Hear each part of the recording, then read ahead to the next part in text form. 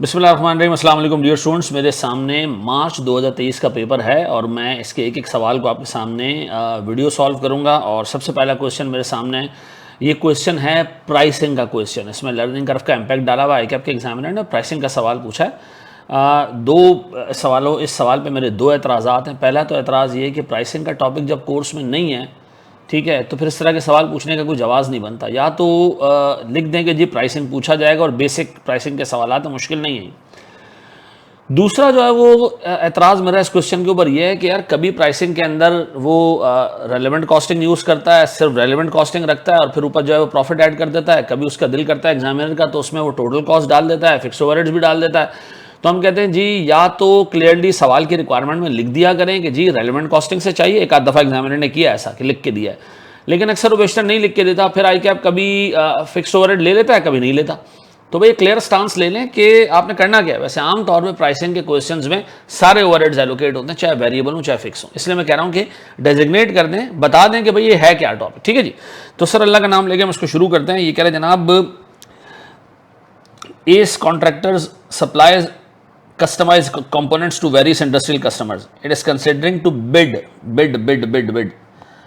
ठीक है जी, to bid for a contract for the supply of 1 lakh units of LMS3 to Sarmad Industries. Its technical department has provided you the following estimates regarding the production of the first batch. ये पहले batch का estimate है, पहले unit का नहीं है। पहला batch है 25,000 यूनिट्स का। ये पूरे बैच की कॉस्टिंग है, एक मुकम्मल बैच, पहला बैच जो इसकी कॉस्ट है ये, उसमें मटेरियल इतने का लगा है, लेबर इतने का लगा है, ठीक है जी, और ओवरहेड्स इतने रुपए के लगे भी हैं, एलोकेट भी हुए हैं। ठीक है जी। सबसे पहले कह रहे जी production will be carried out in 4 batches. 1 lakh unit है तो बिल्कुल 4 बैचेस में प्रोड्यूस होंगे 25,000 यूनिट्स। ठीक है जी। फिर रॉ मटेरियल, अब अंग्रेजी सुनना है इसकी। Raw material consumption includes vestiges which is estimated at 5% of the actual raw material forming part of the product. उसने कह रहा है भैया एक है इनपुट जो हम डालेंगे प्रोडक्ट प्रोड्यूस करने के लिए, ठीक है जी, उसमें से निकलेगा लॉस और जाके बाकी मटेरियल आउटपुट का पार्ट बन जाएगा। Input minus loss equals to output. बाज़ औक़ात ये लॉस एग्जामिनर इनपुट का परसेंटेज बताता, बाज़ औक़ात ये loss as a percentage of output बताया जाता है। ठीक है जी, दोनों चीज़ें बताई जाती हैं। सर अगर कुछ ना लिखा हो तो आप इनपुट का लॉस ले लें, लेकिन यहाँ कैटेगोरिकली लिखा है कि जी 5% of the raw material to form actual part of the product. इसका मतलब है भैया हमें नहीं पता इनपुट क्या है, माइनस ये जो लॉस है ये 5% ऑफ आउटपुट है। ठीक है जी, इक्वल्स टू आउटपुट। ठीक है जी, ये बात दिमाग में रखिएगा। ठीक है, भयानक जीरो बन रहे हैं। चलो जी, वेरी गुड सर। फिर however wastage is expected to reduce by 10%। ये जो वेस्टेज है, इनपुट नहीं कहा उसने कहा जो वेस्टेज है ये हर साल कह रहा हर बैच पे 10% रिड्यूस होता रहेगा एक्सपीरियंस आने से। अब देखिए ये एक टॉपिक है एक्सपीरियंस कर्व के नाम से, एक अलग टॉपिक है जहाँ से एग्जामिनर ने सवाल उठाया होगा, उस भाई को यार अंदाजा ही नहीं हुआ होगा, सर सवाल छाप दिया, खैर वो मसला नहीं। फिर learning curve effect for labour is estimated at 90%। ठीक है जी, लर्निंग कर्व 90% है और पहले तीन जो है वो बैचेस पे लर्निंग अप्लाई होगी। लर्निंग का रेट 90% है। ठीक है जी, तो तीसरे के बाद लर्निंग स्टॉप हो जाएगी। ठीक है जी, ये सर मेरे पास जनरल आउटपुट का पॉइंट था, ये मेरे पास सर पर्टेन करता है पॉइंट रॉ मटेरियल से, ये पॉइंट पर्टेन करता है लेबर से, और वो कह रहा है 20% of the fix 20% of overheads are fixed and mostly represents maintenance and depreciation. वो कह रहे हैं फिक्स्ड ओवरहेड्स 20% ऐसे हैं जो मेंटेनेंस और फैक्ट्री बिल्डिंग और डेप्रिसिएशन नाम के हमारे काम के नहीं है, तो आप सिर्फ 80% ओवरहेड लेना, ये ओवरहेड से रिलेट करता है। फिर वो कह रहा है भैया मिनिमम बिड प्राइस बतानी है। Minimum bid price apparently sir इससे नज़र आ रहा है कि एग्जामिनर ये चाह रहा है कि आप रेलेवेंट कॉस्टिंग के कॉन्सेप्ट इस्तेमाल करें। ठीक है जी, हमें प्रॉफिट चाहिए 35% ऑफ कोटेड प्राइस। ठीक है जी, यानी हमें प्रॉफिट चाहिए तो percentage of sales price.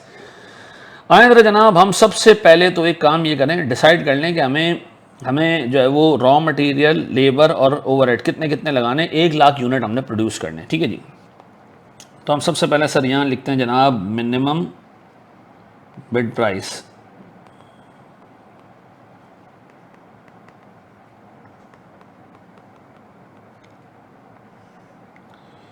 Minimum bid price निकालने के लिए हमें एक प्रोडक्ट की पूरी कॉस्ट निकालनी पड़ेगी। हमें उसमें डालना पड़ेगा रॉ मटेरियल,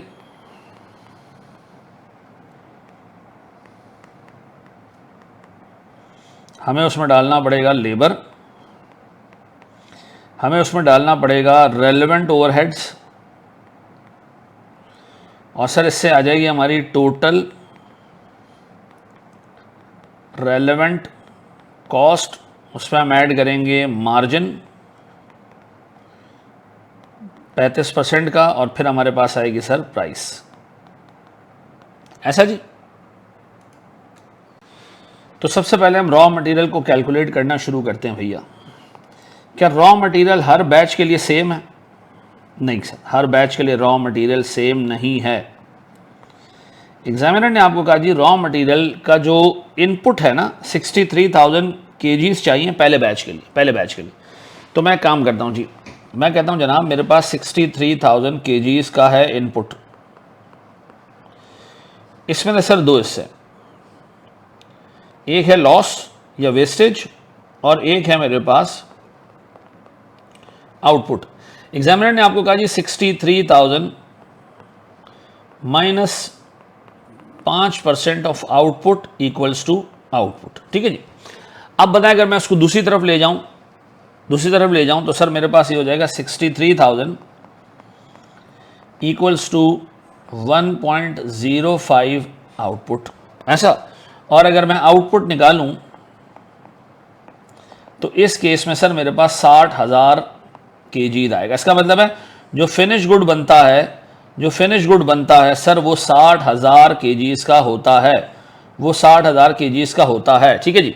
इसका मतलब ये प्यारे भाई कि मेरे पास जो लॉस है वो 3,000 kg है और ये 60,000 kg। अच्छा, अब ये लॉस चेक करो, 5% ऑफ द आउटपुट बनता है नहीं बनता है?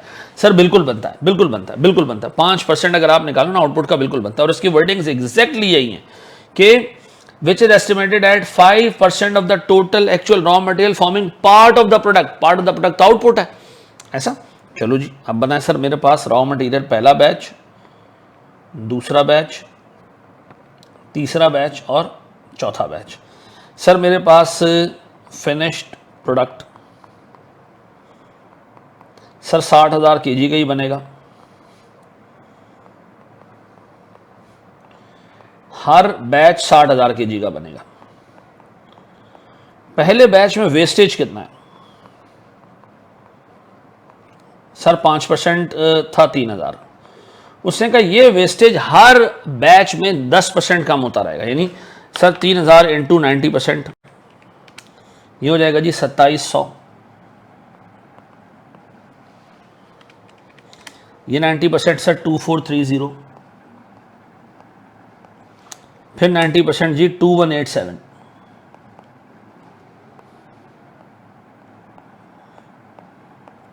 सर बताएं मेरे पास ये केजीज जो आएंगे रॉ मटेरियल के, ये टोटल केजीज आ जाएंगे सर। इससे आ जाएगा सर मेरे पास एक बैच बन रहा है 63,000 केजीज में, दूसरा बैच बन रहा है सर 62,700 में,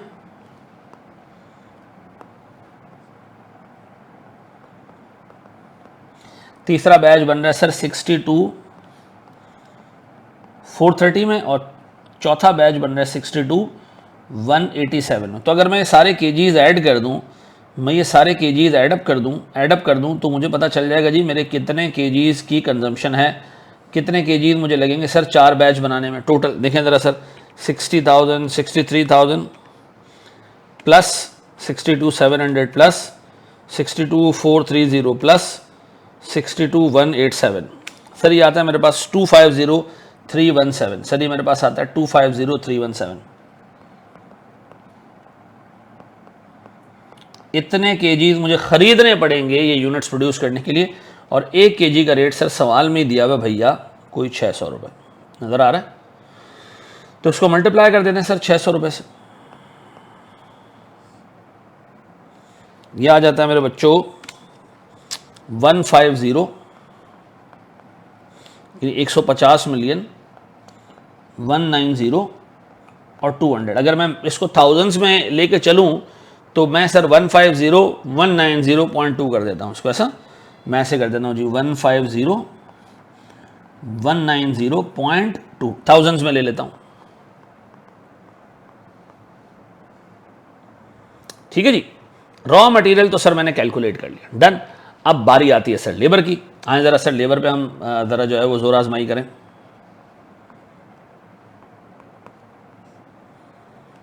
चलो जी, लेबर के बारे में कह रहे हैं जी, पहला बैच जो बना है ना 25,000 यूनिट का, उसमें हर यूनिट 4 घंटों में बन गया, हर यूनिट 4 घंटों में बन गया। तो इसका मतलब है सर मेरे पास जो पहले बैच के आर्स हैं ए, वो है जी 25,000 इंटू 4 इज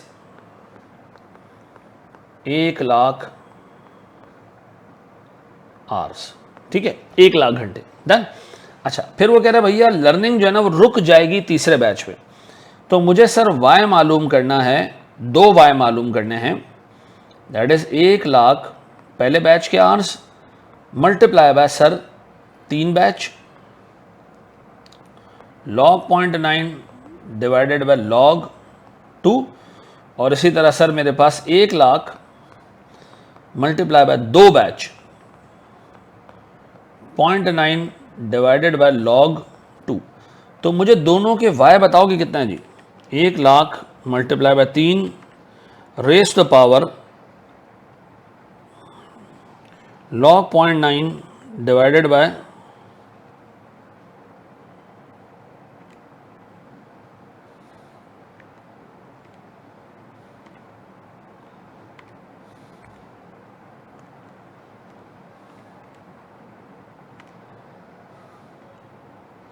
log 2, यह आता है मेरे बच्चों 8462.6,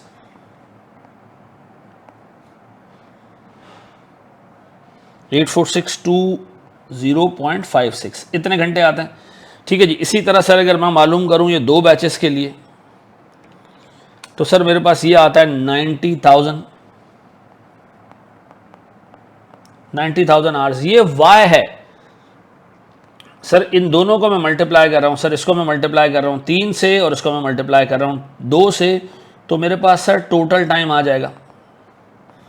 तो सर ज़रा टोटल टाइम निकालें भैया, 3 बैचेस का सर टोटल टाइम होता है 253,862 सर, 253,862 ऐसा, और 2 बैचेस का पूरा टाइम होता है 1,80,000 घंटे। तो सर अगर मैं आपसे पूछूं मेरे पास थर्ड बैच का टाइम कितना है, थर्ड बैच का,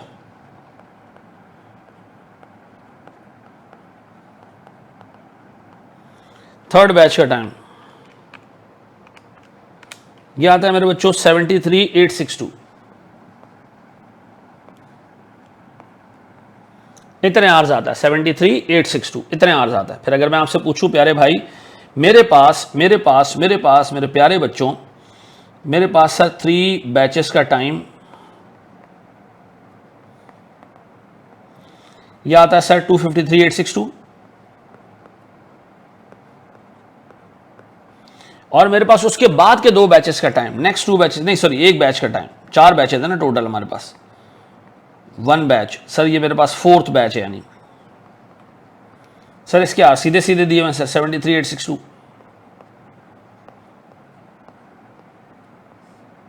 अब बताएं सर मेरे पास ये कितना आएगा जी, प्लस 253,862, यह आता है मेरे बच्चों 327724, 327724 इतने घंटे लगेंगे सर मेरे पास टोटल 4 बैचेस को बनाने पे। 1 घंटे का रेट कितना है मेरे बच्चों, 1 घंटे का रेट सर 300 रुपये, सर 300 रुपये, सर 300 रुपये मल्टीप्लाई कर दें जी 300 रुपये से,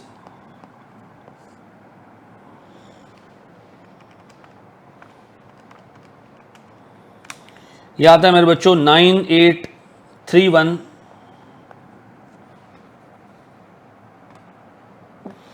सर ये मेरे पास आता है 98317200, और अगर मैं ऊपर थाउजेंड्स में जाके लिखूं तो सर मेरे पास 98,317.2, डन है जी। 2 चीज़ें आ गई सर मेरे पास।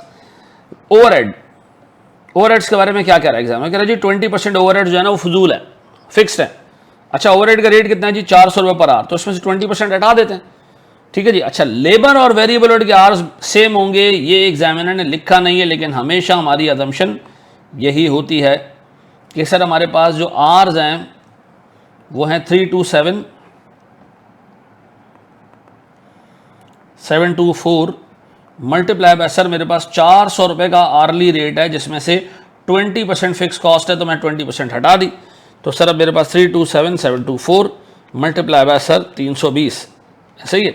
ये आता है सर मेरे पास 104,871,680 ऐसा। और अगर मैं थाउजेंड्स में लिखूं तो सर मेरे पास ये हो जाएगा जी 104,871.68 ऐसा, 104,871.68 पक्का जी। अब सर इन तीनों को ऐडअप कर दें तो मेरे पास सर टोटल रेलिवेंट कॉस्ट आ जाएगी 150,190.2 प्लस 98,317.2 प्लस 104,817.68, ये मेरे पास आता है मेरे बच्चों 353325, 3533,